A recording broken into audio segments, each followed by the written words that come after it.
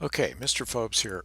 Quick explanation between the difference between a linked file and an embedded file. This is because all of us have been having problems bringing files back and forth from one computer to the next. Um, and I did some research, and this is what it's about. So I'm going to place a file. I'm going to place my little kitty. There she is. Okay. Now, notice when she comes in, she's got the little X. This means this file is linked, and it's what it means is it's not really the actual image coming in here. It's not all that data.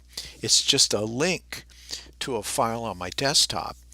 So when we're working in our laptops and we're placing files, and we open up the laptop again and we open up the file, it remembers where the original file is and it'll link back to it. That's advantageous if you're wanting to keep the file small. However, if you leave that laptop and you drop this in your Google Drive, then you're no longer linked to that file. That file is in the laptop and you don't have access to it. I just had this when I was trying to do the laser cutting. So let's see how we can take care of this. So I'm going to copy her over here. So I have two linked files because they both have the X's. Now, if I select this one and I go embed, now it embeds the data into the file. It's no longer linked. It's now part of the file.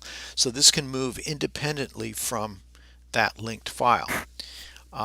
Let's look at something else on how the linked files work. So this is an embedded file. This is a linked file. I'm going to open up the PNG and I'm going to make a little radical difference here. So I've got red, and I'm going to paint the kitty red, and I'm going to go File, Save, and I'll say cat PNG, save, and just it's going to replace it. And then I'm going to open up Illustrator and look at this. It says some files missing or have been modified in the links panel. Would you like to update them? So if I say yes, it's going to update the link panel. So I go yes, and look at that. It updates the linked one, but because this was not linked and it's embedded, it doesn't update it.